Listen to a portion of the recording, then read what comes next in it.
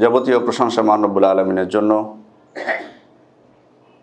দরুদ ও সালাম বর্ষিত হোক আমাদের প্রিয় নবী মুহাম্মদুর রাসূলুল্লাহ সাল্লাল্লাহু আলাইহি ওয়াসাল্লামের উপর। সম্মানিত মুসল্লিবৃন্দ, আজকে আমার খুতবার বিষয়বস্তু হলো ইসলামে নতুন বছর পালন করার কোনো বিধান আছে কিনা, বা নতুন বছর উপলক্ষে আমাদের কোনো কিছু বাস্তবিক করণীয় কিছু আছে কিনা, সে বিষয়ে ইনশাল্লাহ আলোকপাত করব। তবে তার পূর্বে একটু আমরা পূর্বে ফিরে যেতে চাই। আল্লাহ তাআলা পবিত্র কোরআনে বলছেন, ইন্না ইদ্দাতাশ শুহুরি ইনদাল্লাহি 12 শাহরান ফি কিতাবিল্লাহ ইয়াওমা খালাকাস সামাওয়াতি ওয়াল আরদা মিনহা আরবাআতুন হুরুম। আসমান এবং জমিন সৃষ্টির দিন থেকেই আল্লাহ তাআলার বিধানে তার নিকট গণনায় মাসের সংখ্যা হচ্ছে 12। এখন প্রশ্ন হলো যে 12 মাস বলতে আসলে কোন মাস বোঝায়? আমরা সাধারণত যে মাস ব্যবহার করে থাকি ইংরেজি মাস, এটা বোঝানো হয়েছে আয়াতে, নাকি চন্দ্র মাস উদ্দেশ্য? এখানে চন্দ্র মাস উদ্দেশ্য। মাশাআল্লাহ, নিঃসন্দেহে চন্দ্র মাস উদ্দেশ্য। এবং এই মাসের যে গণনা, এই আয়াত থেকে আমরা আরেকটা বিষয় স্পষ্ট বুঝতে পারলাম যে এটা কিন্তু পরবর্তীতে আসেনি। বিষয়টা এমন না যেটা পরবর্তীতে এসেছে, যে অন্যরা যখন তারিখ আবিষ্কার করলো, মাসের সংখ্যা হিসাব করলো, তখন রাসূল ইসলাম আমাদেরকে বললেন যে অন্যরা যেমন ব্যবহার করছে তাদেরটা আমরা ব্যবহার করব না, আল্লাহ তাআলা আমাদের জন্য এটা পাঠিয়েছেন। বিষয়টা কিন্তু এমন না, বরং এই আয়াত থেকে স্পষ্ট বোঝা গেল যে চন্দ্র মাসের যে হিসাবটা, সেটা আসমান এবং জমিন আল্লাহ তাআলা যেদিন সৃষ্টি করেছেন সেদিন থেকে আল্লাহ তাআলার নিকট। অন্য আয়াতে আল্লাহ তাআলা বলছেন, ইয়াসআলুনাকা আনিল আহিল্লাহ কুল হিয়া মাওয়াকিতু লিন্নাস। লোকেরা আপনাকে নতুন চন্দ্র সম্পর্কে জিজ্ঞেস করে, বা নতুন চন্দ্র সমূহ সম্পর্কে আপনাকে জিজ্ঞেস করে। আপনি বলে দিন যে এটা হচ্ছে মানুষের জন্য সময় নির্দেশক, সময় জানতে পারবে। এই জন্য এই আয়াতের ব্যাখ্যায় ইবনে আব্বাস রাদিয়াল্লাহু আনহুমা তিনি বলছেন, ইয়ালামুনা বিহা হাল্লা দাইনিহিম ওয়া ইদ্দাতা নিসাইহিম ওয়া ওয়াক্তা হাজ্জিহিম। এর মাধ্যমে লোকেরা তাদের ঋণ পরিশোধের সময়, নারীদের ইদ্দতের সময় এবং তাদের হজের সময় জানতে পারেন। এবং আরও বিষয় আছে যেগুলো জানা যায়, বিস্তারিত আলোচনায় আসবে ইনশাআল্লাহ। তবে এটি ইবনে আব্বাস রাদিয়াল্লাহু আনহুমা এই আয়াতের ব্যাখ্যায় বলেছেন। এখান থেকে একটা বিষয় স্পষ্ট হলো যে তাহলে আল্লাহ তাআলার নিকট যে তারিখটা গ্রহণযোগ্য, সেটা হচ্ছে চন্দ্র মাসের যে হিসাব সেটা। এবং এই চন্দ্র মাস বা চন্দ্র বছর, চন্দ্র মাস বিশেষ করে এটা জানা যায় নতুন চাঁদ দেখার মাধ্যমে। মাস শুরু হয়, আমরা বুঝতে পারি নতুন চাঁদ ওঠার মাধ্যমে, এবং শেষও হয় নতুন চাঁদ ওঠার মাধ্যমে। শুরু এবং শেষ উভয়টাই কিন্তু আমরা জানতে পারি নতুন চাঁদের মাধ্যমে। এবং এর সাথে সাথে এই বিষয়টা যাতে স্পষ্ট হয়, সেজন্য আল্লাহ তাআলা কিন্তু আরও আমাদের জন্য কিছু নিদর্শন সৃষ্টি করেছেন। দিন, রাত্রি, চন্দ্র, সূর্য। ওমিন আয়াতিহিল লাইলু ওয়ান নাহার ওয়াশ শামসু ওয়াল কামার। আল্লাহ তাআলার নিদর্শনগুলোর মধ্যে রয়েছে দিন, রাত্রি, চন্দ্র, সূর্য। অন্য আয়াতে আল্লাহ তাআলা বলছেন, ওয়াজআলনাল লাইলা ওয়ান নাহারা আয়াতাইন। আমি রাত্রি এবং দিনকে করেছি দুইটি নিদর্শন। ফামাহাউনা আয়াতাল লাইল, তারপর রাত্রির নিদর্শনকে মুছে দিয়েছি। ওয়াজআলনা আয়াতান নাহারি মুবসিরা, আর দিনের নিদর্শনকে আমি আলোকপ্রদ করেছি। কেন করেছেন তিনি এটা? আল্লাহ তাআলা বলছেন, লিতাবতাগু ফাদলাম মির রাব্বিকুম, যাতে তোমরা তোমাদের রবের অনুগ্রহ অন্বেষণ করতে পারো, রিজিক অন্বেষণ করতে পারো। এবং অন্য আয়াতে আল্লাহ তাআলা দিনের কথা বলেছেন যে দিন হচ্ছে, আর রাত্রের কথা তিনি আল্লাহ তাআলা বলেছেন যে রাত্রি হচ্ছে আরামের সময়, রেস্ট নেওয়ার সময়, বিশ্রামের সময়। আর দিনকে করেছেন আল্লাহ তাআলার অনুগ্রহ, রিজিক অন্বেষণের সময়। তারপরে দ্বিতীয় আরেকটা এই আয়াতে আল্লাহ তাআলা বলছেন, ওয়ালিতা'লামু আদাদাস সিনিনা ওয়াল হিসাব। দেখুন, দিন এবং রাত্রির কথা বলার পর আল্লাহ তাআলা বলছেন যে এই যে দিন রাত্রির আবর্তন, কারণটা কি বলার পর বলছেন, ওয়ালিতা'লামু আদাদাস সিনিনা ওয়াল হিসাব, যাতে তোমরা বছরের হিসাবটা, বছরের গণনাটা এবং হিসাবটা ঠিক রাখতে পারো, জানতে পারো। ওয়া কুল্লা শাইইন ফাসসালনাহু তাফসীলা, এবং প্রত্যেকটি বিষয় আমি বিশদভাবে বর্ণনা করে দিয়েছি। তাহলে এখান থেকে আমরা স্পষ্ট বুঝতে পারলাম যে রাত্রি এবং দিনের যে আবর্তন, এটা কিন্তু আমাদের হিসাবটা যাতে সঠিকভাবে বুঝতে পারি, এটা একটা অন্যতম একটি উপায়। এবং বিশেষ করে মাসের হিসাব, বছরের হিসাব, প্রত্যেকটাই। এবং চন্দ্র এবং সূর্য, দেখুন আমাদের ইবাদতগুলো কিন্তু চন্দ্র না হয় সূর্যের সাথে সম্পৃক্ত। যদি আমরা দৈনন্দিন ইবাদতের সালাতের কথা বলি, তাহলে কিন্তু সূর্যের সাথে সংশ্লিষ্ট। জোহরের সালাত কখন আমরা পড়ি? সূর্য যখন মাথার উপরে আসে, তারপর একটু পশ্চিম দিকে হেলে পড়ে, তখন জোহরের সালাতের সময় শুরু হয়। তাহলে এই সালাতও সূর্যের সাথে সংশ্লিষ্ট। আবার যখন কোনো বস্তু ছায়া তার সমপরিমাণ হয়, তখন আসরের সালাতের সময় ওয়াক্ত শুরু হয়ে যায়। আবার সূর্য যখন অস্ত যায়, তখন মাগরিবের সালাতের সময় হয়। আবার সূর্য অস্ত যাওয়ার পর সূর্যের আলোর যে অবশিষ্ট অংশ, লালিমা যেটাকে বলা হয়, এটা কিন্তু সূর্যের আলোর কিন্তু অবশিষ্ট অংশ, সেটা যখন আমরা দেখতে পাই না, তখন এশারের সালাতের সময় শুরু হয়। আবার ফজরের সালাত যখন সূর্যোদয়ের আগে সূর্যের যে মানে আলো যেটা প্রকাশিত যখন হয়, প্রথম সুবহে সাদিক যেটাকে বলি আমরা, ফজর উদিত হয়, তখন কিন্তু ফজরের সময় হয়। এভাবে করে আবার যখন সূর্য উদিত হয়ে গেল, তখন কিন্তু ফজরের সময় শেষ। তাহলে আমাদের দৈনন্দিন সালাতের যে রুটিনটা, এটা কিন্তু সূর্যের সাথে সংশ্লিষ্ট। আবার কিছু বিষয় আছে যেটা চন্দ্রের সাথে, বছরের সাথে সংশ্লিষ্ট, চন্দ্রের হিসাবের উপর।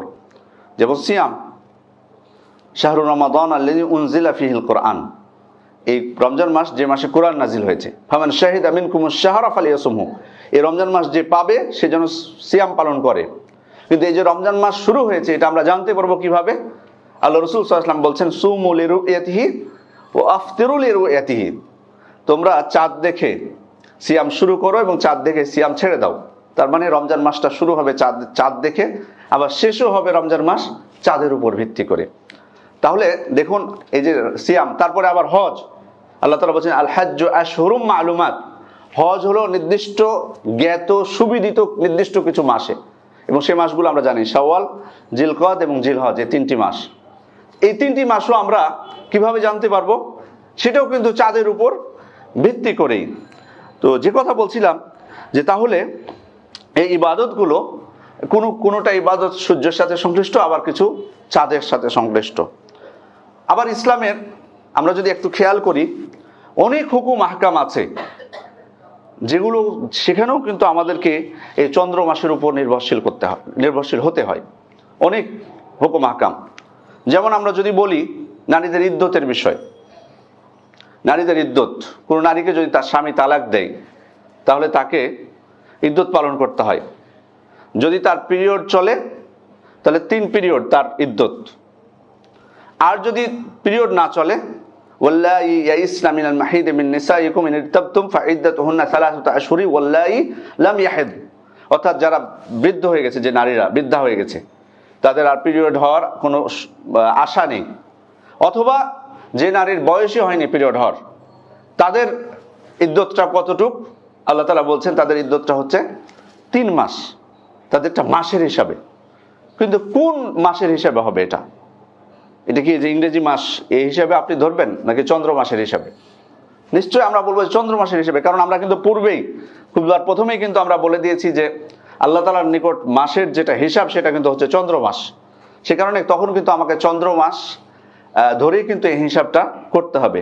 এমনকি যে নারীর স্বামী মৃত্যুবরণ করেছে, তার ক্ষেত্রেও কিন্তু এসেছে কি, ওয়াল্লাযিনা ইউতাওয়াফাউনা মিনকুম ওয়া ইয়াযারুনা আজওয়াজা ইয়াতারাব্বাসনা বিআনফুসিহিন্না আরবাআতা আশহুরি ওয়া আশরা, অর্থাৎ যে ব্যক্তি মৃত্যুবরণ করলো, তোমাদের মধ্যে যারা মৃত্যুবরণ করে এবং স্ত্রী রেখে যায়, সেই স্ত্রীর ইদ্যত পালন করবে কতদিন? 4 মাস 10 দিন। এই মাসটা কি ইংরেজি মাস হিসেবে গণনা হবে, নাকি চন্দ্র মাস হিসেবে? চন্দ্র মাস হিসেবে গণনা হবে। এমনকি আরেকটা বিষয় আমরা খেয়াল করেছি কিনা, যে নারীদের যেটা পিরিয়ড হয়, এটাও কিন্তু চন্দ্র মাসের ভিত্তিতে কিন্তু হয়। সে কারণে কিন্তু একটা জিনিস খেয়াল করবেন যে সবসময় কিন্তু তাদের ইংরেজি মাস অনুযায়ী তারিখটা কিন্তু ঠিক থাকে না শুরুটা, কারণ এটা বাস্তবেই চন্দ্র মাস অনুযায়ী হয়ে থাকে। সেজন্য কেউ হয়তো হিসাব রাখেনি, বা হিসাব রাখাটা সহজ না এই জিনিসটা। 33 বছরে তাদের কিন্তু 34 বার, মানে 34 বছরে যতবার পিরিয়ড হয়, 34কে 12 দিয়ে গুণ করলে যেটা হয়, সেটা কিন্তু তাদের পিরিয়ড কিন্তু সেটা হবে। কারণ চন্দ্র মাসটা ইংরেজি মাসের তুলনায় দিন এখানে কম। এই দৃষ্টিকোণ থেকে। সে কারণে আমরা হয়তো আমাদের মা বোনেরা হয়তো এটা খেয়াল করেন না, কিন্তু মূলত তাদের পিরিয়ডটা কিন্তু হয় যেটা হয় সেটা কিন্তু চন্দ্র মাসের উপর নির্ভরশীল, এটা ইংরেজি মাস অনুযায়ী নয়। এভাবেই কিন্তু ইসলামের অনেক হুকুম আহকাম, যেমন জাকাত আমাদেরকে কিন্তু বছরের কিন্তু একটা হিসাব করতে হয়। সেখানেও কিন্তু আমার জাকাতের ক্ষেত্রে নিয়ম হলো, যদিও অনেক উলামা ইকরামের ব্যতিক্রম বলেছেন, কিন্তু সঠিক আসলে কথা হলো বা আমাদের জন্য নিরাপদ যেটা হলো যে আমাদের হিসাব করা হচ্ছে চন্দ্র মাস অনুযায়ী বছর। এই জন্য অনেক উলামা ইকরাম বলছেন যে যারা ইংরেজি মাস অনুযায়ী জাকাত দেয় তারা ফকির মিসকিনের কিছু হক নিজেরা খেয়ে ফেলে। কারণ আমি কিছুক্ষণ আগে যেটা বললাম যে যদি আপনি চন্দ্র মাস অনুযায়ী যদি আপনি জাকাত দেন, তাহলে আপনি ইংরেজি মাসে 33 বছরে 34 বার আপনাকে জাকাত দিতে হবে। 33 বছরে 34 বার দিতে হবে। আরবি মাস অনুযায়ী 34 বছর হয়, ইংরেজি 33 বছরে সেটা হয় 34 বছর। সে কারণে আমাদের কিন্তু এই জিনিসগুলো খেয়াল করা উচিত। আরো অনেক বিষয় আছে, যেমন আমরা যদি কাফফারার কথা অনেকেই জানি আমরা, যে সিয়ামের কাফফারা যেটা 2 মাস, অথবা হত্যার ক্ষেত্রে অথবা জিহারের ক্ষেত্রে যে কাফফারা আছে, যেটা পরস্পর সিয়াম রাখতে হয় ধারাবাহিকভাবে 2 মাস। এই ধারাবাহিকভাবে 2 মাস আমরা সিয়াম যদি মাসের মধ্যখান থেকে আমরা শুরু করি কোনো মাসের, তাহলে আমরা 60টা রাখলেই চলবে, গণনা করে আপনি 60টা রাখতে পারেন। কিন্তু কেউ যদি এই কাফফারা সিয়ামটা 2 মাস রাখতে চায় এবং আরবি প্রথম তারিখ থেকে শুরু করে কোনো মাসের, তাহলে তিনি কিন্তু আরবি মাস অনুযায়ী রাখবেন। সেক্ষেত্রে যদি 60টা না হয় 59টা হতে পারে, ওইটা কোনো সমস্যা, বা 58টা হতে পারে, 29, 58 হতে পারে। 2 মাস পরস্পর অনেক সময় 29 হয়। তো সেক্ষেত্রে তখন কিন্তু আর 60টা আপনাকে পূর্ণ করতে হবে না, যদি 1 তারিখ থেকে কেউ রাখতে চায়। এভাবেই ইসলামের অনেক হুকুম আহকাম আছে যেগুলো কিন্তু চন্দ্র মাসের সাথে সংশ্লিষ্ট। এবং এটা কিন্তু তাহলে আমরা এই আলোচনা থেকে আমি আসলে এতগুলো কথা বলার কারণ হলো যে আমাদের মুসলিম জীবনের অন্যতম একটা অংশ হচ্ছে চন্দ্র মাস। এবং ওমর ইবনুল খাত্তাব রাদিয়াল্লাহু আনহু তিনি এই বাৎসরিক হিসাব রাখার জন্য তিনি কিন্তু হিজরি সন প্রবর্তন করেছিলেন এবং হিজরতটাকেই ধরেছিলেন। কারণ মদিনায় হিজরত আল্লাহ রসুলের ইসলামের কিন্তু একটা বড় একটা বিজয় ছিল। কারণ মদিনায় হিজরতের ফলেই কিন্তু ইসলামের যে প্রচারের যেটা দুয়ার, সেটা কিন্তু বেশি উন্মুক্ত হয় মদিনা হিজরতের পর। কারণ এখানে মদিনা হিজরত করতে তিনি পারলেন, মদিনাবাসী তাকে সাদরে গ্রহণ করলেন। তারপর তো সেখান থেকে দাওয়াতি কার্যক্রম বেগবান হলো মদিনার বাইরে, তারপর তো মক্কা বিজয় হলো, তারপর তো আস্তে আস্তে চারিদিকে ছড়িয়ে পড়লো। সে কারণে তিনি মদিনায় হিজরতটা যেহেতু ইসলামের অন্যতম একটা গুরুত্বপূর্ণ একটা অধ্যায় ছিল, সে কারণে তিনি হিজরতটাকে ধরেই কিন্তু হিজরি সনের গণনা তিনি শুরু করেন। কিন্তু মাস শুরু করলেন কোনটা? মুহররম থেকে। কিন্তু হিজরত কিন্তু মুহররম মাসে ছিল না, ছিল রবিউল আউয়াল মাসে। তাহলে কেন তিনি মুহররম মাসকে টার্গেট করলেন? অনেক ওলামা ইকরাম বলছেন যে আসলে মুহররম মাসকে টার্গেট করার কারণ হলো যে লোকেরা হজ থেকে ফিরে যায় জিলহজ মাসে। হজ শেষ করার পর, হজ থেকে ফিরে যাওয়ার পর তাদের নতুন উদ্যমে তারা কাজ শুরু করেন, বিভিন্ন প্রকার পরিকল্পনা তাদের সাংসারিক জীবনে বলেন বা অর্থনৈতিক জীবনে সেটা শুরু করেন। সে কারণে ওমর ইবনুল খাত্তাব মনে হয় এই জিলহজের পরে মুহররম মাসটাকে বছরের প্রথম মাস হিসেবে নির্ধারণ করেছেন। তবে আল হাফিজ ইবনে হাজার আসকালানী রাহমাতুল্লাহ আলাইহি উনি অবশ্যই এর ব্যাখ্যায় বলেছেন যে মূলত আল্লাহ রসুল সাল্লাল্লাহু আলাইহি ওয়াসাল্লাম হিজরতের পরিকল্পনাটা করেছিলেন রবিউল আউয়াল মাস থেকে। সে কারণেই হয়তো ওমর ইবনুল খাত্তাব রবিউল আউয়াল মুহররম মাস থেকে তিনি মূলত হিজরত করেছিলেন রবিউল আউয়াল মাসে, কিন্তু মূলত পরিকল্পনাটা করেছিলেন মুহররম মাস থেকে হিজরত করা। সে কারণে মুহররমকে তিনি হিজরির প্রথম মাস হিসেবে তিনি গণনা শুরু করেছিলেন। যেটাই হোক না কেন, এখানে যে বিষয়টি আমি আপনাদেরকে বলতে চাচ্ছি সেটা হলো যে মুসলিম জীবনের আমাদের অন্যতম একটা বৈশিষ্ট্য হচ্ছে যে এই মাস সম্পর্কে জানা, এই মাসের হিসাব রাখা। কিন্তু শত্রুরা দেখুন, এবং এভাবেই কিন্তু চলতেছিল মুসলিমদের মধ্যে, কিন্তু এই তারিখ গণনা, এই তারিখেরই গুরুত্ব ছিল। কিন্তু শত্রুরা কিন্তু চাইবে না যে মুসলিমরা সবসময় ইসলামের যে নিদর্শন সেটাকে গ্রহণ করুক তাদের জীবনে, এটা কিন্তু চাইবে না। বাস্তবেও কিন্তু এখানেই কিন্তু সফলও হয়েছে। আমাদেরকে তারা আমাদের যেটা মূল, যেটা আমাদের যে তারিখটা আমাদের গণনা করা জানা দরকার ছিল, সেটা কিন্তু আমাদেরকে ভুলিয়ে দিয়েছে। সে কারণে আমরা অনেকে আছি যে রমজান মাস ছাড়া আরবি কোন মাস চলতেছে বা কত তারিখ তো দূরের কথা, মাস সম্পর্কে কিন্তু আমরা জানি না। এটা কিন্তু বাস্তবতা। হজের সময় যারা হজে যায় যে বছর, ওই বছর একটু খেয়াল থাকে যে হজে আমাকে যেতে হবে, সময় কাছে কাছে আসছে, উনি হয়তো একটু হিসাব করেন। বাদ বাকি রমজান মাস ছাড়া আমাদের মনে হয় অধিকাংশ মুসলিম মনে হয় এই হিসাবটা রাখেন না। এটা কিন্তু আসলে অমুসলিমদের ষড়যন্ত্রের ফলে। কিন্তু আসলে শুধু কি রমজান মাসের জন্য এই আমাদের চন্দ্র মাসের তারিখ জানা প্রয়োজন? আমরা তো অনেক কিছুই তো উল্লেখ করেছি। তারপরে দেখুন আমাদেরকে সব বলা হয়েছে প্রতি মাসে 3টা সিয়াম পালন করার জন্য, বিশেষ করে আইএমএ বীজের দিনগুলোতে। তা আমি যদি চন্দ্র মাসের হিসাব যদি না জানি, তাহলে এই 3টা সিয়াম 13, 14, 15 তারিখ রাখবো কিভাবে?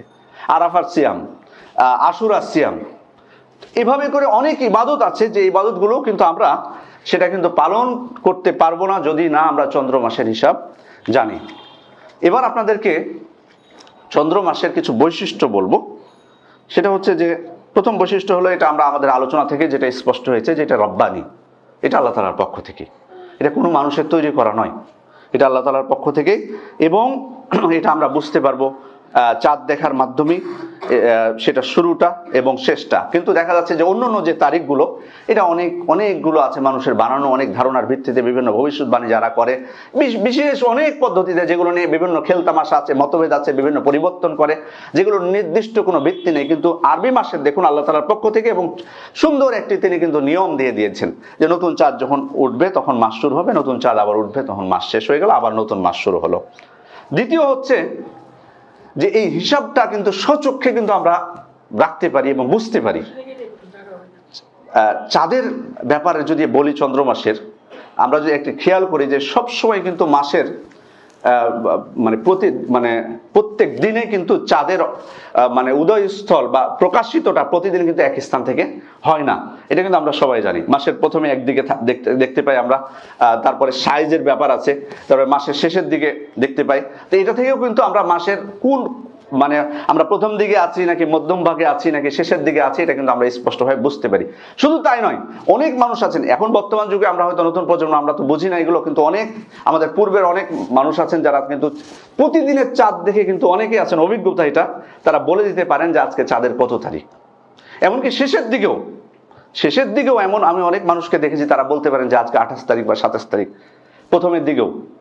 তো এটা তাহলে বোঝা যাচ্ছে যে দেখুন, কিন্তু অন্যান্য তারিখ, ইংরেজি তারিখ বা বাংলা তারিখ, এটাকে কেউ বলতে পারবে যদি না জানা থাকে, কোনো কিছু দেখার মাধ্যমে সম্ভব, নির্দিষ্ট হয়ে বলাটা সম্ভব না। তো এটা অন্যতম একটি বৈশিষ্ট্য চাঁদের তারিখের। তৃতীয়ত হচ্ছে যে এই চাঁদটা দেখুন, এই হিসাবটা পৃথিবীর সব জায়গায় কিন্তু প্রযোজ্য। বিশেষ করে আমরা অনেকেই জানি যে অনেক অঞ্চল আছে বা অনেক দেশ আছে যেখানে 6 মাস একাধারে দিন থাকে বা 6 মাস একাধারে রাত থাকে, এরকম কিন্তু অনেক কান্ট্রি আছে। তো সেখানেও কিন্তু যদিও একাধারে 6 মাস দিন থাকে, কিন্তু সেখানে কিন্তু চাঁদটা কিন্তু স্পষ্ট হয়, চাঁদটা কিন্তু দেখা যায় দিনের বেলা হলেও। তো সে কারণে কিন্তু তাহলে বোঝা যাচ্ছে যে চাঁদের যে হিসাবটা সেখানেও কিন্তু সম্ভব। চতুর্থত হচ্ছে যে বিভিন্ন প্রকার যে ইবাদতগুলো এই চন্দ্র মাসের ভিত্তিতে হওয়ার কারণে আমরা ইবাদতগুলো নির্দিষ্ট কোনো মৌসুমে বা ঋতুতে কিন্তু আমরা পালন করি না। বিষয়টা এমন না যেমন এখন রমজান মাস আমরা বর্ষাকালে বা গ্রীষ্মকালে আমরা পালন করছি, কিন্তু এটা কি সারা বছর চলতে থাকবে? না। আল্লাহ তাআলা আমাদেরকে যদি হায়াত দেন, তাহলে আমরা দেখতে পাবো হয়তো শীতকালে কিছুদিন পর হয়তো আমরা সিয়াম পালন করছি। অর্থাৎ বছরের প্রতিটা মুহূর্তে সম্ভব, এটা ঘুরতেই থাকবে। তো এটাও একটা বৈশিষ্ট্য। হজের ক্ষেত্রেও যেমন আমরা যখন প্রথম হজ পালন করি, তখন কিন্তু আমরা প্রচণ্ড শীতের মধ্যে হজ পালন করেছিলাম 2005 সালে। কিন্তু এখন কিন্তু যারা হজে যায় তারা প্রচণ্ড গরমের মধ্যে হজ পালন করেন। তো এই যে এভাবে, এটা কিন্তু কেন এই ইবাদত, কারণ এই ইবাদতটা হচ্ছে চন্দ্র মাসের সাথে সংশ্লিষ্ট। সে কারণে এই ইবাদতগুলো প্রত্যেকটা ঋতুই পায় ধারাবাহিকভাবে। যাই হোক, আরেকটা বিষয় গুরুত্বপূর্ণ যেটা বলে দেওয়া প্রয়োজন, সেটা হলো যে ইংরেজি মাস বা বাংলা মাস এগুলো আমরা যদি হিসাব রাখি বা সেগুলোকে আমাদেরকে যেহেতু আমাদের উপর অনেকটা অবধারিত করে দেওয়া হয়েছে, সে কারণে অনুসরণ করতে, সেগুলোকে মানতে কোনো বাধা নেই, এটা জায়েজ। যেহেতু প্রয়োজন হয়ে গেছে আমাদের, এটা ব্যবহার ছাড়া আমরা চলতে পারছি না, সেজন্য আমরা ব্যবহার করা, এটা আমাদের জায়েজ। কিন্তু আরবি মাসের হিসাবটা ত্যাগ করাটা আমাদের জন্য নাজায়েজ। এটা আমরা কোনো অবস্থায় মুসলিম হিসেবে এটা আমাদের কাছ থেকে এটা কাম্য নয়। আর দ্বিতীয়ত কারণটা কিন্তু আমি আপনাদেরকে বুঝিয়ে দিয়েছি, আশা করি বোঝাতে পেরেছি যে কেন একজন মুসলিম ব্যক্তি আরবি মাসের হিসাব তিনি রাখবেন। আশা করি যে এই বিষয়ে আর বিস্তারিত বলতে হবে না। তবে সব থেকে বড় আশ্চর্যের বিষয় সেটা হলো যে আমাদের আরবি বা ইংরেজি তারিখ বা অন্য তারিখ ব্যবহার করতে সমস্যা নেই, কিন্তু আমরা তাই বলে কি যারা এই তারিখগুলোর উৎপত্তি করেছে তারা যখন এই নতুন বছর উপলক্ষে কোনো অনুষ্ঠান করবে বা এটাকে পালন করবে, তখন কি আমরা এগুলো অনুসরণ করছি তাই বলে কি তাদের এই অনুষ্ঠানে কি আমরা স্বীকৃতি দিতে পারি বা তাদের অনুকরণ করতে পারি? এই দিবসগুলোকে আমাদের জীবনে আমরা গ্রহণ করতে পারি? কখনোই পারি না আমরা। কারণ আমাদের যেটা চন্দ্র মাসের হিসাব, সেটাকেই তো আমাদেরকে মানে সেই দিবসটা নতুন বছরে সেটাও তো আমাদেরকে অ্যালাউ করা হয়নি। সেখানে যেই তারিখগুলো অন্যরা এটা আবিষ্কার করেছে, সেই দিনে নতুন বছর উপলক্ষে আমরা সেই দিনগুলোকে কিভাবে আমাদের উৎসবের দিন হিসেবে পালন করতে পারি? এবং ইসলামের একটা মূলনীতি, মান তাশাব্বাহা বিকওমিন ফাহুয়া মিনহুম, যে ব্যক্তি অন্য কোনো সম্প্রদায়ের অনুসরণ করলো সে তাদেরই অন্তর্ভুক্ত হলো। কথাটুকু কিন্তু খুবই ছোট, কিন্তু যদি একটু চিন্তা করতে যাই, প্রতিটা কথা নিয়ে যদি আমরা একটু গবেষণা করি, যে কোন সম্প্রদায়ের অনুসরণ করলো সে তাদেরই অন্তর্ভুক্ত হলো। খেয়াল করুন বিষয়টা। আমরা কিন্তু আল্লাহ তাআলার কাছে আত্মসমর্পণ করেছি। আল্লাহ তাআলার কাছে আত্মসমর্পণ করার পর যদি আমাদের কোনো আচরণের কারণে আমরা অন্য কারো অন্তর্ভুক্ত হয়ে যাই, এটা এর থেকে বড় আফসোসের কিন্তু কিছু হতে পারে না। হ্যাঁ, হতে পারে কোনো অমুসলিমের, ধরুন একটা বাচ্চা হয়েছে আপনার বন্ধু, তাকে আপনি অভিনন্দন জানাতে পারেন, এটা জায়েজ, ওলামা ইকরাম জায়েজ বলেছেন। উনি একটা ভালো চাকরি পেয়েছেন, আপনি তাকে অভিনন্দন জানাতে পারেন, এটা জায়েজ। কিন্তু তাদের কোনো উৎসবে আপনি তাকে অভিনন্দন জানাবেন, এটা ইসলাম এলাও করে না। কারণ ইসলামের যে উৎসবগুলো, একজন মুসলিম ব্যক্তি শুধুমাত্র সে উৎসবেই তাদের পরস্পরের মধ্যে অভিনন্দন জানাবেন। কিন্তু অন্য কোনো, কারণ এটা একটা বৈশিষ্ট্য আল্লাহ তাআলা আমাদের জন্য সীমাবদ্ধ করে দিয়েছেন মুসলিমদের জন্য, এবং অন্যান্য যে উৎসবগুলো সেগুলোকে বাতিল করে দিয়েছেন। সে কারণে আপনি যখন তাকে অভিনন্দন জানাবেন তাদের কোনো উৎসব উপলক্ষে, তার মানে আপনি তাদেরকে সেটাতে স্বীকৃতি দিয়ে দিলেন, সেটাতে স্বীকৃতি দিয়ে দিচ্ছেন। কিন্তু ইসলাম তো এটাকে এলাও করে না। সেই কারণে অভিনন্দন জানানো বা কোনো কিছু পালন করা এটা আমাদের জন্য জায়েজ নয়। একটু মুসলিম হিসেবে যদি আমরা একটু খেয়াল করে দেখুন আমাদের উৎসবগুলোর অবস্থা এবং তাদের উৎসবগুলো, আমাদের উৎসবগুলো কত সুন্দর শুরু হয়। দেখুন ঈদের দিন, বিশেষ করে ঈদের যে দুইটা উৎসব আল্লাহ তাআলা আমাদেরকে দিয়েছেন, শুরু হয় কি দিয়ে? জিকির আজকার দিয়ে, তাকবীর পাঠ করি, আমরা আল্লাহ তাআলাকে স্মরণ করি, 2 রাকাত সালাত আদায় করি, খুতবা হয়। তারপরে আলহামদুলিল্লাহ আরেকটা বিষয় খেয়াল করুন যে সেই দিন নারীদেরকে, যাদের সালাত নেই তাদেরকেও পর্যন্ত ঈদগাহে বের হতে বলা হয়েছে, এমনকি যার চাদর থাকবে না তার বোনের কাছ থেকে নিয়ে যাতে চাদর নিয়ে বের হয়। তারপরে যাতে সবার সাথে দোয়ায় অংশগ্রহণ করতে পারে। তারপরে বৈধ খেলাধুলা, খাওয়া দাওয়া, বৈধ সবকিছুর মধ্যে দেখুন কত সুন্দর। যদি আমরা ঈদুল আজহার কথা দেখি, যে সেখানে ঈদের সালাতের পরে আল্লাহ তাআলার উদ্দেশ্যে তাকে সন্তুষ্ট করার জন্য শুধুমাত্র আপনাদের কুরবানি করা, সেই কুরবানির গোশত নিজে পরিবারকে নিয়ে আনন্দের সাথে খাওয়া, গরিব মিসকিনদেরকে দেওয়া, প্রতিবেশীদেরকে দেওয়া, কত সুন্দর সিস্টেম। দেখুন আমাদের মুসলিমদের উৎসবটা কেমন। তাহলে আমাদের উৎসব আর তাদের উৎসব যদি আমরা খেয়াল করি, তাদের উৎসবে কি আছে সেটা আপনাদের অজানা না, এটা আমাকে আর বলতে হবে না। তাহলে তো এই দৃষ্টিকোণ থেকেও তো আমাদের বোঝা উচিত যে তাদের যে উৎসব, এই উৎসবটা আমাদের জন্য নয়, আমাদের জন্য পালনীয় নয়। সে কারণে আরেকটা বিষয় সতর্ক করে দেওয়া আমি ভালো মনে করছি, সেটা হলো যে এমনকি আরবি মাসেও, এমনকি ইংরেজি শুধু বলে না, আরবি মাসেও আমাদেরকে এই ধরনের কোনো কিছু ইসলামে নেই যে আপনি বছর শেষে নতুন বছর উপলক্ষে কোনো কিছু আপনাকে করতে হবে। বা অনেকেই মনে করে থাকে, সেটা ইংরেজির ক্ষেত্রে অনেকে মনে করে থাকে যে বছর শেষ, এই সারা নতুন বছর শুরু করব, তো এই বছর তো যা হলো এই বছর তো সেটা আমল তো চলেই গেল, এরকম একটা মনোভাব। কিন্তু আসলে ইসলামে এমন কোনো কিছু নেই যে ইংরেজি বছর বা আরবি বছর শেষ হলে আমল পেশ করা হয় আল্লাহ তাআলার কাছে, এরকম কোনো কিছু নেই, এরকম কোনো কিছু না। এই জন্য এটার গুরুত্ব আপনার কোনো কিছু আমাদের কাছে থাকবে না যে যেটা শেষ সেটা শেষ না। কারণ আল্লাহ তাআলার কাছে আমল পেশ করা হয় 4 ভাবে, 4টা প্রকার আছে। একটা হলো দৈনিক, একটা হলো সাপ্তাহিক, একটা হলো বাৎসরিক, একটা হলো সারা জীবনের। দৈনিক যেটা ইরফাউ ইলাইহি আমালুল লাইল ক্বাবলা আমালিন নাহার ওয়া আমালুন নাহার ক্বাবলা আমালিল লাইল, আমরা সবাই জানি এটা ফজরের সময় আসরের সময় যেটা আল্লাহ তাআলার কাছে পেশ করা হয়, এটা দৈনিক। আরেকটা হচ্ছে সাপ্তাহিক, আল্লাহ রাসূল বলছেন তুরাদুল আমালু ইয়াউমাল ইসনাইনি ওয়াল খামিস ফাউহিব্বু আন ইউরাদা আমালি ওয়া আনা সাইম। আল্লাহ তাআলার কাছে সপ্তাহে সোমবারে এবং বৃহস্পতিবারে আমল পেশ করা হয়। আল্লাহ রাসূল সাল্লাল্লাহু আলাইহি ওয়াসাল্লাম বলছেন যে আমি এই জন্য ভালোবাসি যে যাতে সিয়াম অবস্থায় আমার আমলটা আল্লাহ তাআলার কাছে পেশ করা হয়। সেজন্য আল্লাহ রাসূল সাল্লাল্লাহু আলাইহি ওয়াসাল্লাম সোমবার এবং বৃহস্পতিবার সিয়াম রাখতেন নিয়মিত। তারপরে হলো বাৎসরিক, যেটি আমরা সবাই জানি শাবান মাসে। শাবান মাস সম্পর্কে আল্লাহ রসুল যখন তিনি শাবান মাসে বেশি বেশি সিয়াম পালন করতেন, তো তাকে আল্লাহ রসুল সাল্লাল্লাহু আলাইহি ওয়াসাল্লামকে যখন জিজ্ঞেস করা হলো যে আল্লাহ রসুল আপনি এত বেশি সিয়াম পালন করেন কেন, অন্য মাসে তো এত করেন না, তখন তিনি বলেছিলেন ওহুয়া শাহরুন তুরফাউ ফীহিল আমাল ইলা রাব্বিল আলামিন, কারণ এই মাসে আল্লাহ তাআলার কাছে আমল পেশ করা হয়। ফা উহিব্বু আন ইউরফা আমালি ওয়া আনা সাইম, সুতরাং আমি ভালোবাসি যে যাতে আমার আমলটা সিয়াম অবস্থায় আল্লাহ তাআলার কাছে পেশ করা হোক। সেজন্য শাবান মাস পুরো মাস, একদিন না, কিন্তু আল্লাহ রসুল কিন্তু বলেননি যে একদিন পেশ করা হয় 15 শাবান, না, পুরো মাস। এজন্য বিশেষ করে প্রথম ভাগ। তো এই কারণেই আল্লাহ রসুল সাল্লাল্লাহু আলাইহি ওয়াসাল্লাম পুরো শাবান মাস তিনি সিয়াম পালন করতেন। এটা হলো 3 নাম্বার। 4 নাম্বার হচ্ছে সারা জীবনের আমল, যেটা আমরা সবাই জানি মৃত্যুর সাথে সাথে যেটা পেশ করা হয়। তাহলে এখানেও কিন্তু কোনো গুরুত্ব নেই। আর এই যে উৎসব যেটা এই নববর্ষ উপলক্ষে, নিশ্চয়ই এটার আপনারা জানেন যে অন্যতম একটা মাধ্যম হচ্ছে যে অশ্লীলতা। অনেক কিছুই হয় এখানে, তার মধ্যে সবথেকে বড় হলো অশ্লীলতা। আর ইসলাম কি কখনো এটাকে অ্যালাউ করবে? এটা তো বলার আসলে প্রয়োজন নাই আপনাদেরকে, এটা বলার কোনো প্রয়োজন নেই। কারণ ইসলাম দেখুন শুধুমাত্র আল্লাহ তাআলা বলেননি যে তোমরা অশ্লীল কাজ করো না, এটা কিন্তু বলেননি। লা তাজনু বা লা তাফআলুল ফাওয়াহিশ, এভাবে কিন্তু বলা হয়নি যে তোমরা ফাহিশা কাজ করবে না, অশ্লীল কাজ করবে না, বা তোমরা ব্যভিচার করবে না, এটা কিন্তু আল্লাহ তাআলা বলেননি। বরং বলেছেন লা তাকরাবুজ জিনা, তোমরা নিকটবর্তী হবে না। অর্থাৎ এই ব্যভিচারের দিকে, অশ্লীলতার দিকে যত কিছু নিয়ে যায়, যত কিছু মাধ্যম, সে মাধ্যম থেকেও আমাদেরকে দূরে থাকতে বলা হয়েছে।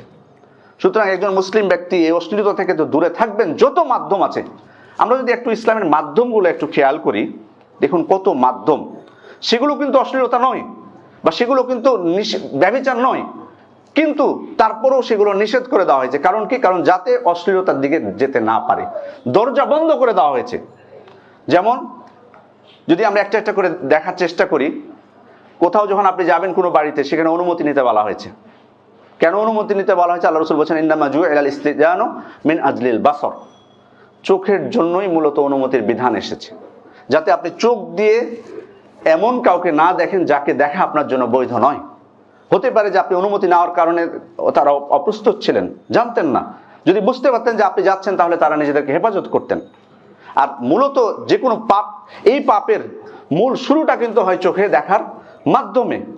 আর এই কারণে তো মুমিনদেরকে বলা হয়েছে কুল্লিল মুমিনিনা ইয়াগুদ্দু মিন আবসারিহিম ওয়া ইয়াহফাযু ফুরুজাহুম, মুমিনদেরকে বলে দিন তারা যাতে চক্ষুকে অবনত করে এবং তাদের লজ্জাস্থানকে হেফাজত করে। শুধু লজ্জাস্থানকে হেফাজতের কথা আগে আসলো না কেন? আগে বলা হয়েছে চক্ষু অবনত, কারণ এটা প্রথম মাধ্যম, শুরুটা এখান থেকেই, সে কারণে এই নির্দেশটা দেওয়া হয়েছে। দ্বিতীয়ত হচ্ছে বিনা প্রয়োজনে রাস্তায় দাঁড়িয়ে থাকা, কারণ এখানেও তো আপনি দেখুন এটাও কিন্তু অশ্লীলতার একটা অন্যতম ধাপ। কারণ সেখানে আপনি যখন দাঁড়িয়ে থাকবেন তখন বেপর্দা অনেকে যাবেই, স্বাভাবিক। আর যখন তাকাবেন সেখান থেকে তো এটা একটা উৎপত্তি হলো। এই জন্য তো আল্লাহ রাসূল সাল্লাল্লাহু আলাইহি ওয়াসাল্লাম সতর্ক করেছিলেন সাহাবা ইকরামকে, ইয়াকুমুল জুলুস ফিত তুরুকাত, সাহাবা ইকরামকে বলেছিলেন যে তোমরা রাস্তায় বসা থেকে বিরত থাকো। তো সাহাবা ইকরাম বললেন আল্লাহ রাসূল সাল্লাল্লাহু আলাইহি ওয়াসাল্লামকে, ইয়া রাসূলুল্লাহ মা লানা বুদ্দুন মিন মাজালিসিনা নাতাহাদ্দাসু ফিহা, আল্লাহ রাসূল আমাদের তো বসাটা জরুরি, কারণ সেখানে আমরা অনেক আলাপ আলোচনা করি। তো আল্লাহ রাসূল সাল্লাল্লাহু আলাইহি ওয়াসাল্লাম বলছেন ফাইন আবাইতুম ইল্লাল মাজলিস ফাআতুত তারিকা হাক্কা, যদি বসতে হয় তোমাদেরকে, তোমরা যেহেতু বলতেছো যে না আমাদেরকে বসতে হবে, আমরা আলোচনা করি, তাহলে তোমরা রাস্তার হক আদায় করবে। সাহাবা ইকরাম বললেন ওমা হাক্কুত তারিক, আল্লাহ রাসূল সাল্লাল্লাহু আলাইহি ওয়াসাল্লাম রাস্তার হকটা কি? তখন তিনি বললেন প্রথম কি গদ্দুল বাসর, চক্ষু অবনত করা। কিন্তু আসলে আমরা তো অনেক সময় চক্ষু অবনত করার জন্য কি রাস্তাঘাটে বসে থাকি? বরং উল্টাটা, বিপরীতটা। তারপর হচ্ছে রাস্তা থেকে অষ্টদায়ক বস্তু সরিয়ে ফেলা। তারপরে 3 নাম্বার হচ্ছে সালামের উত্তর দেওয়া, রদ্দুস সালাম, আল আমরু বিল মারুফ ওয়ান নাহয়ুল মুনকার, সৎ কাজের আদেশ দেওয়া, অসৎ কাজ থেকে নিষেধ করা, এগুলো হলো রাস্তার হক। আচ্ছা, এখানে একটা বিষয় বলি আপনাদেরকে, যে আমরা অনেক সময় যে সাহাবা ইকরাম রাস্তায় বসার অনুমতি চাইলেন, তারা বলেছিলেন যে আমরা বসতেই হবে, কথাবার্তা বলি। আমাদের রাস্তাঘাটে বসা, ওই যে চায়ের আড্ডা দেওয়া, আর সাহাবা ইকরামের বসার সাথে কিন্তু আমাদের কিন্তু বহু পার্থক্য আছে। এটা যেন আমরা কখনোই মনে না করি যে তারা আমাদের মতো মজা করার জন্য বসতেন। রাস্তাঘাটে বসে গেলাম, তারপর শুরু করে দিলাম গীবত করা, কে কিভাবে বড় লোক হলো, কে কি ছিল, কার কয়টা সন্তান ছিল, কে কতটুকু সম্পদ ছিল, এখন কিভাবে বড় লোক হলো, অমুকের তো এই সমস্যা, অমুকের তো এই সমস্যা, এই যে মজা, হাসি মজা করা, এই কারণে কি তারা বসে থাকতেন সেখানে? না, তারা এই কারণে বসে থাকতেন না। সে কারণে একটা খুতবা খুবই জরুরি হওয়া দরকার, সেটা হলো মাজালিসুস সাহাবা, সাহাবীদের মজলিসগুলো কেমন ছিল আসলে, এটা কিন্তু গুরুত্বপূর্ণ একটা খুতবা দরকার। তারা যখন বসে থাকতেন, তারা যে একত্রিত হতেন, তাদের মজলিসগুলোতে আসলে কি হতো, এটা কিন্তু পূর্ণ একটা ফুল খুতবা হওয়া দরকার। শুধু একটু ইঙ্গিত দিয়ে যায় আপনাদেরকে। আল্লাহ রাসূল একদিন সাহাবায়ে কেরাম দেখতে পেলেন বসে আছেন, তখন বললেন মা আজলাসুকুম, তোমরা কেন বসে আছো? তখন তিনি বললেন ইয়া রাসূলুল্লাহ জালাসনা নাযকুরুল্লাহ ওয়া নাহমাদুহু আলা মা হাদানা লিল ইসলাম। আল্লাহ রাসূল, আমরা বসে আছি, আমরা আল্লাহ তাআলাকে স্মরণ করছি, তার শুকরিয়া আদায় করছি যে তিনি আমাদেরকে ইসলামের পথ দেখিয়েছেন। ওমা আমান্না বিহি আলাইনা, এবং আমাদেরকে ইসলামের পথে প্রদর্শন করে আমাদেরকে ধন্য করেছেন। সুবহানাল্লাহ। তাহলে দেখুন, তারা কিন্তু আমাদের মতো ওই যে গীবত করার জন্য, মজা করার জন্য, এসবের জন্য কিন্তু তারা বসতেন না। তো যাই হোক, আরো অনেক বিস্তারিত যে তারা আসলে কি করতেন মাজলিসুস সাহাবাগুলো, এটাও বিশদ আলোচনা প্রয়োজন। আমি শুধু এই কথা বলতে চাচ্ছিলাম যে রাস্তাঘাটে বসা, রাস্তাঘাটে চলাফেরা করা বিনা প্রয়োজনে, এটাও কিন্তু অশ্লীলতার দিকে যাওয়ার অন্যতম একটা মাধ্যম, এটা থেকে বেঁচে থাকতে হবে। তৃতীয় হলো, নারীদেরকে পরিপূর্ণ পর্দা করতে বলা হয়েছে। নারীদেরকে পর্দা করতে বলা হয়েছে যাতে অশ্লীলতা থেকে মানুষ হেফাজতে থাকে। ইয়া আইয়ুহান নবী কুল লিআজওয়াজিকা ওয়া বানাতিকা ওয়া নিসাইল মুমিনিনা ইউদনিনা আলাইহিন্না মিন জালাবিবিহিন্না। আল্লাহ রাসূল, আপনি আপনার স্ত্রীদেরকে, আপনার কন্যাদেরকে, মুমিন নারীদেরকে বলে দিন যে তারা তাদের চাদরের একটা অংশ যাতে নিজেদের উপর টেনে দেয়, এবং সেটার মাধ্যমে তাদের মাথা, তাদের মুখমণ্ডল, বুক তাদের ঢেকে যায়। এবং এখান থেকে, এই আয়াত থেকে স্পষ্ট বোঝা যায় যে নারীদেরকে মুখমণ্ডল ঢাকতে হবে। আমাদের অনেক নারীরা, দুঃখজনক হলো সত্য, তারা বিভিন্ন প্রকার দলিলের উপর ভিত্তি করে তারা মুখ খোলা রাখাকে জায়েজ করার জন্য বিভিন্ন চেষ্টা করে থাকেন। কিন্তু নারীদের পর্দার অন্যতম একটা অংশ হলো মুখ ঢাকা, কারণ আসল সৌন্দর্য তো মুখমণ্ডলেই থাকে। তাহলে কি করে ইসলাম এটাকে অ্যালাউ করতে পারে যে একজন নারীকে পর্দার আদেশ দিবে আর মুখমণ্ডল রাখতে হবে না? আপনি যদি বলেন যে পায়ের এই অংশটা, এই পায়ের উপরের অংশ নলা যেটা, সেটাকে বের করে রাখতে পারবে, তোমরা না বের করে রাখতে পারবে না কেন? কারণ ফিতনা হবে, এটাই বলবেন। তো পায়ের নলা দেখে যদি ফিতনা হয়, তাহলে মুখমণ্ডল দেখে ফিতনা হবে না? এটা তো অন্যতম একটা মাধ্যম। এবং এই আয়াত, এবং আয়েশা রাদিয়াল্লাহু আনহা তিনি যেটা বলেছেন হজের সময়ে, আপনারা সবাই জানেন যে ইহরাম অবস্থায় মুখ ঢাকা যায় না, অথচ আয়েশা রাদিয়াল্লাহু আনহা বলছেন যে আমরা যখন ইহরাম অবস্থায় ছিলাম, পরপুরুষ আমাদের সামনে দিয়ে অতিক্রম করলে আমরা একটা কাপড় পর্দা মাথার উপর দিয়ে ঝুলিয়ে দিতাম, মানে মুখমণ্ডল দেখাতাম না। ওই অবস্থাতে আল্লাহ রাসূল তাদেরকে ছাড় দিয়েছেন। এটা সেখানে ওই সময় কিন্তু মুখমণ্ডল ঢাকা নিষেধ, তারপরও অনুমতি দেওয়া হয়েছে। কেন? কারণ ফিতনার কারণে।